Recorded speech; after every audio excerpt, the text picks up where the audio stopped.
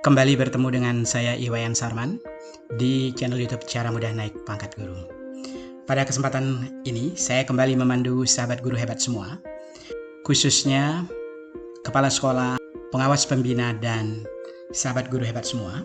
Fokus kali ini, saya akan memandu pencapaian mutu di satuan pendidikan diukur dari 4 aspek penting berikut, yaitu yang pertama adalah bagaimana mutu lulusan di satuan pendidikan ini menjadi tolok ukur keberhasilan satuan pendidikan telah mengoptimalkan potensi peserta didik melalui bakat dan minat yang tentunya menjadi perhatian sahabat guru hebat semuanya.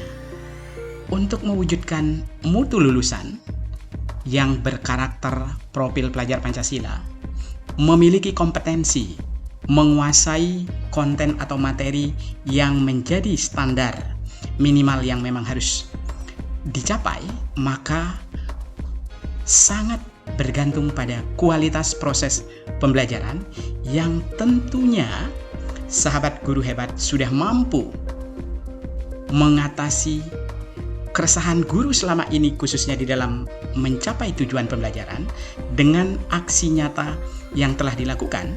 Bagaimana melibatkan siswa, bagaimana mengoptimalkan potensi dari input yang beragam sehingga mampu menghasilkan output di atas level bakat dan minat dari anak-anak. Tentu di sini sangat bergantung pada mutu guru untuk bisa menghasilkan kualitas proses pembelajaran, mengembangkan secara optimal potensi yang dimiliki oleh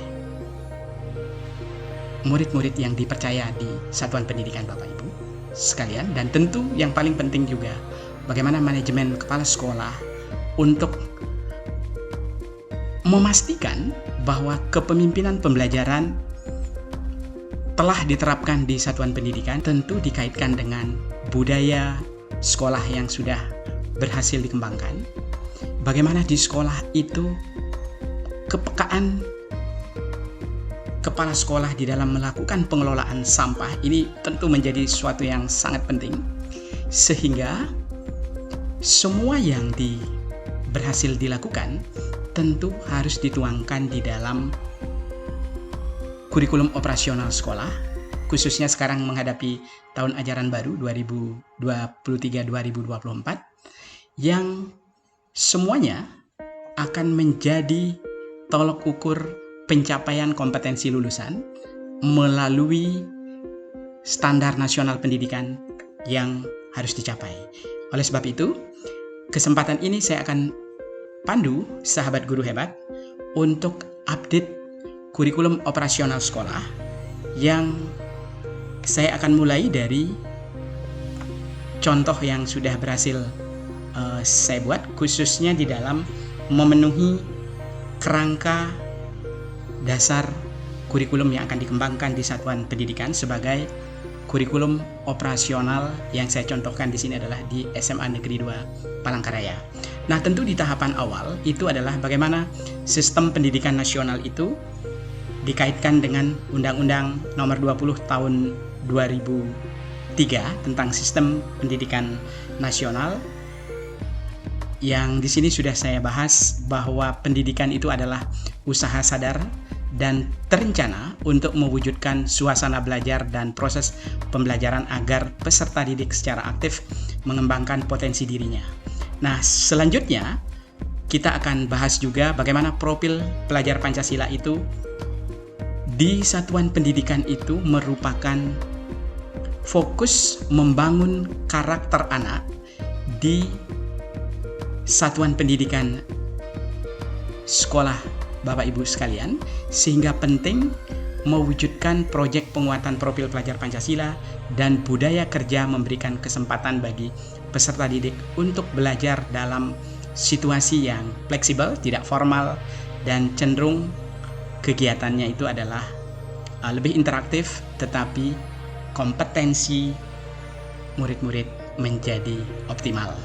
sesuai dengan bakat dan minat. Nah, selanjutnya dari situ saya sudah pandu bagaimana tahapan SNP di berikutnya yang harus dimuat, mulai dari standar minimal yang harus dipenuhi, terutama dari Peraturan Pemerintah Nomor 4 Tahun 2022 tentang perubahan atas PP Nomor 57 Tahun 2021 tentang SNP, yang kita mulai dari standar kompetensi lulusan. Di sini yang berwarna hijau ini adalah standar kompetensi lulusan pendidikan dasar. Kemudian yang selanjutnya ini adalah standar kompetensi jenjang pendidikan menengah umum, SMA dalam hal ini. Kemudian di yang warna kuning ini adalah standar kompetensi lulusan untuk sekolah kejuruan. Nah, di SKL sudah kita rumuskan standar isi, standar proses, lalu standar penilaian yang mengacu kepada Permendikbud nomor 21 tahun 2022, ini update-nya sudah yang terbaru, sampai kepada standar pendidik dan tenaga kependidikan. Lalu yang terakhir itu adalah di standar pengelolaan dan sampai kepada standar pembiayaan. Nah, lalu di berikutnya ini adalah struktur kurikulumnya, khususnya di sekolah penggerak dan juga sekolah sahabat guru hebat yang saat ini menerapkan kurikulum secara mandiri. Pilihannya adalah mandiri berubah, maka di sini sudah saya tawarkan bagaimana struktur kurikulum SMP, SMA, dan SMK dengan sebaran rentang jumlah jam pembelajaran di intrakurikuler dan juga di proyek penguatan profil pelajar Pancasilanya. Rentangannya untuk SMP 1026 JP dan 378 untuk proyek penguatan profil pelajar Pancasilanya. Di SMA 1098 JP, 486 JP perbandingannya, dan di SMK itu adalah 1368 berbanding 288 JP.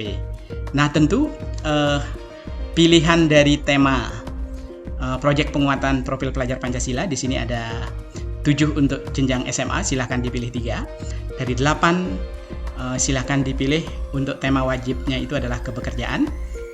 Ini sudah ada aspek-aspek pentingnya.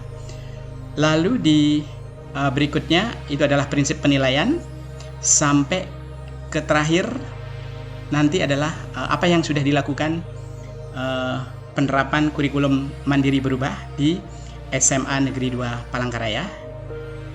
Tentu kita sudah buat bagian depan memuat cover, lembar pengesahan, kata pengantar, dan daftar isi. Bagian isi itu ada pendahuluan bab 1 meliputi latar belakang, yang ini boleh sahabat guru hebat ambil untuk sebagai acuan. Silahkan nanti fleksibel dikurangi mana yang disesuaikan. Ada tujuan pendidikan nasional, ada profil pelajar Pancasila, ada SNP, ada struktur kurikulum, capaian pembelajaran, dan juga ada pembelajaran dan asesmennya. Nah, kemudian di bab 2 itu ada karakteristik, visi, misi, dan tujuan yang sudah kita jabarkan sampai kepada landasan hukumnya.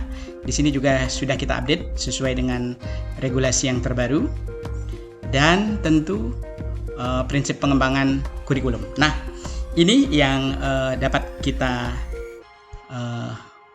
pandu khususnya di membuat pendahuluan di update dokumen 1 KTSP.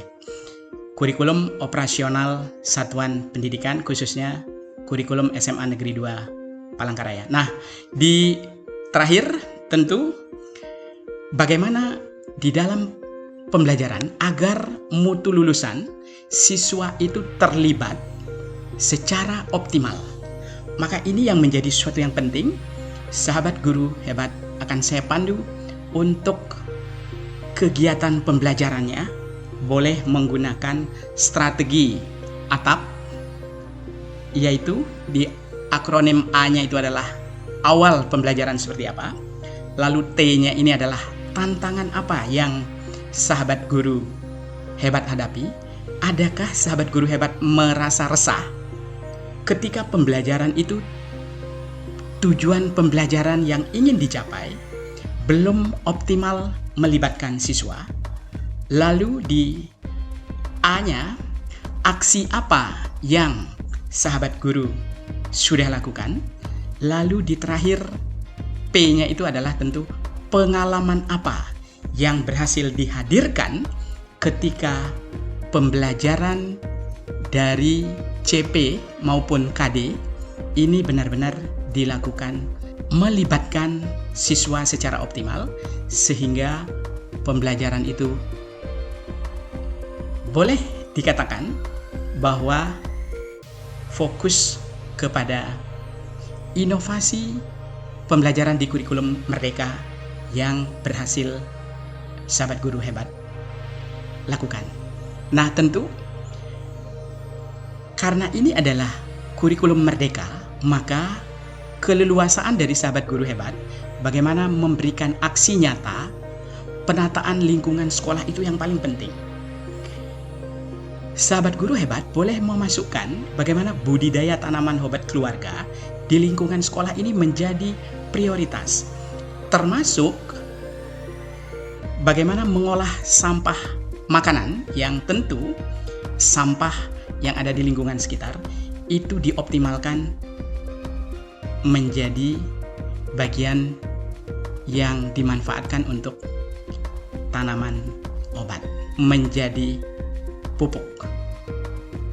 Nah, tentu tantangannya adalah bagaimana kita bisa menghasilkan RPP atau modul ajar operasional terintegrasi dengan aksi nyata untuk membuat lingkungan sekolah sahabat guru hebat menjadi bersih, fokus kepada budidaya tanaman obat keluarga di lingkungan sekolah.